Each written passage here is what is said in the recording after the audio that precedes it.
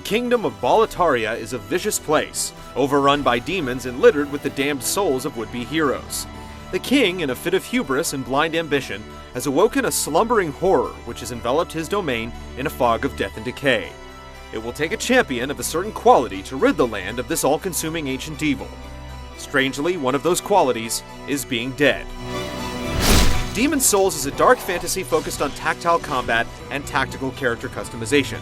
It has some lofty concepts when it comes to online play, and an interesting take on life and death.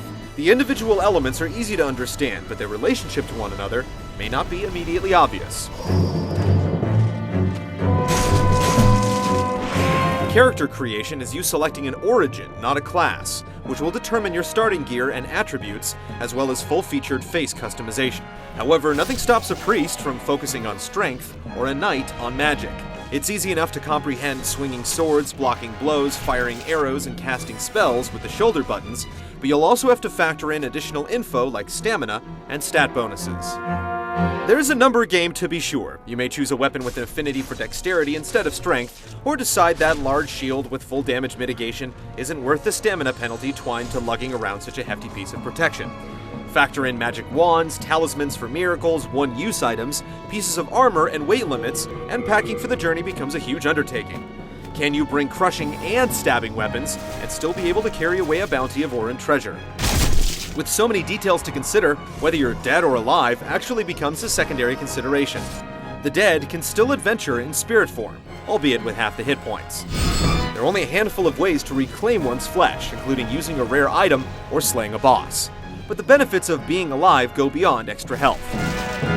Living warriors can summon dead players over PSN to help them conquer their current world, which greatly vary in their environments and opposition, and can be tackled in any order after completing the first stage. If a joint attack can successfully vanquish a boss demon, the spirits of co-op companions are restored to life. Unfortunately, not everyone is a friendly ghost. The truly devious dead can break into a living player's game as a black phantom for a spot of player versus player combat, in a bid to take your life and get their own bodies back. Another bit of network functionality is the memento mori dotting the floor. Bloodstains show you how another adventurer, a real player, met his grisly fate, and may clue you in as to how to avoid it. Players can also leave and rate glowing messages, giving tips or even false information. It's basically the same game offline, it just feels a little more lonely. Black Phantoms or no, Demon's Souls is a hard game. There are a variety of enemies, traps, and environmental hazards, not the least of which is simply falling from a great height. Death, either spiritual or physical, results in the loss of all unspent souls, the game's experience and currency. But if you can make it back to where you perished without dying again, they can be recouped.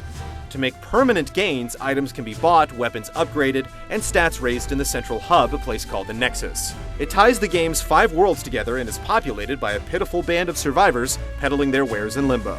With your souls, I can eke out a living. Game Trailers has so far been playing the Asian release of the game, with full English voice acting and translated text. Atlas will officially bring Demon's Souls to North America this October with a new translation, some additional goodies, and all the pain, death, and glory that Boletaria can offer.